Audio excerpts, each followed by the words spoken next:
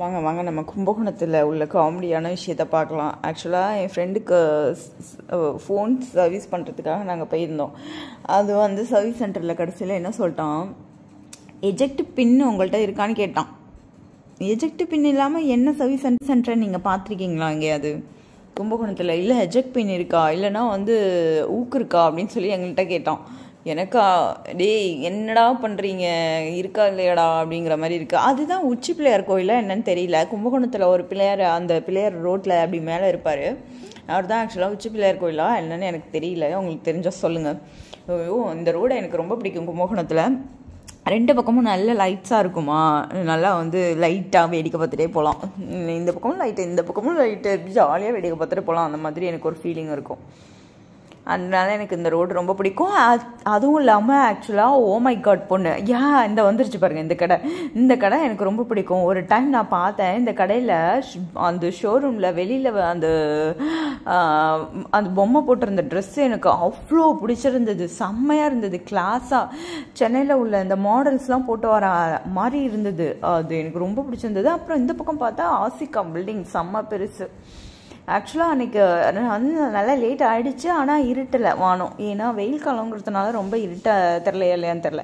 நான் என்ன ஆக்சுவலாக காமெடி பண்ணிட்டேன் அப்படின்னா, கும்பகோணத்தில் நாங்கள் சர்வீஸ் சென்டர் பண்ணது வந்து கும்பகோணத்துக்கு அவுட்ரு கிடையாது, கும்பகோணம் என்ட்ரு ஆகிறதுக்கு கொஞ்சம் முன்னாடியே இருக்குது. ஆனால் நான் என் ஃப்ரெண்டுக்கிட்ட காஃபி இந்த கடையில் தான் குடிக்கணும், அந்த கடை ரொம்ப நல்லா இருக்கும் அப்படி இப்படின்னு சொல்லி, கும்பகோணம் கடைசியில் இருக்குது அந்த கோயில், காஃபி அந்த கோயிலுக்கு பக்கத்தில் இருக்குது அந்த காஃபி கடை. வேறு எங்கேயுமே காஃபி இல்லையா, அங்கே போயிட்டு நான் ஏதாவது திண்ணி ஆகணும்னு சொல்லிட்டு ஒரு பூரி செட்டும் ஒரு அடை தோசையும் சாப்பிட்டேன்.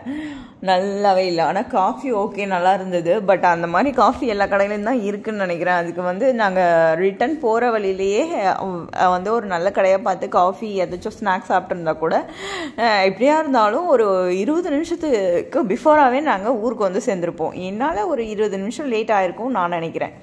ஆனால் என்னடா இது, ஏன்டா போனோம் அப்படிங்கிற மாதிரி எனக்கு ஆயிடுச்சு. அதுக்கப்புறம் வரும்போது சரபேஸ்வரர் கோயிலுக்கு போயிட்டு வந்தோம், திருபுவனம். அது கோபுரம் பார்த்தீங்களா, எனக்கு அந்த கோபுரம் ரொம்ப பிடிக்கும். சரபேஸ்வரர் கோபுரம் எனக்கு ரொம்ப பிடிக்கும். என் ஃப்ரெண்டோட பட்டு சாரி நல்லா இருக்குல்ல, செம்மையாக சாரி ஃபுல்லு டிசைன் இருக்குது. எனக்கு ரொம்ப பிடிச்சிருந்தது. அதுவும் இந்த கலர் சான்ஸே இல்லை, எனக்கு ரொம்ப பிடிச்ச கலர். அதுவும் பட்டு சாரிக்கும் அதுக்கும் பாருங்களேன், என் ஃப்ரெண்டோட ட்ரெஸ்ஸும் பட்டு சாரியும் சேம் பிஞ்ச், அன்னைக்கு மேட்சி அவ்வளோ அதே கலர் ட்ரெஸ் தான் போட்டிருக்கா. அப்புறம் வர வழியில் இந்த கோயில் லைட்ஸ்லாம் போட்டிருந்தாங்க. எனக்கு அந்த கோயில் ரொம்ப பிடிக்கும். ஆனால் ஒரு டைம் கூட போனதில்லை. நான்லாம் என்ன பண்ணுவேன்னா, அப்படி வரும்போது வர வழியில் அப்படி கோயிலை பார்த்தேன்னா அந்த கோயில் எனக்கு அட்ராக்ட் ஆச்சுன்னா உடனே கோயிலுக்கு போயிடுவேன். என் பைக்கில் எப்பயுமே எண்ணெயும் இருக்கும், திரிநூலும் இருக்கும், தீப்பெட்டியும் இருக்கும். ஏன்னா எப்போ எந்த கோயிலுக்கு நான் போவேன்னு எனக்கு தெரியாது. ஏன்னா நான் ஒரு பைத்தியம், கோயிலாக சுற்றிட்டுருப்பேன். ஏன்னா நம்ம ஊரை சுற்றி எல்லாம் கோயில் தான் இருக்குது, கோயிலை தவிர வேறு எதுவும் கிடையாது. அதனால ஏன் இல்லை என்னன்னு தெரியல. அதுவும் இல்லாமல் என் ஃபேமிலியும் அந்த மாதிரி தான். இது நல்லா இருக்குல்ல, விட்டல் நார்த்து மாதிரியே செஞ்சுருக்காங்கல்ல கிருஷ்ணா ராதைக்கு. அதுவும்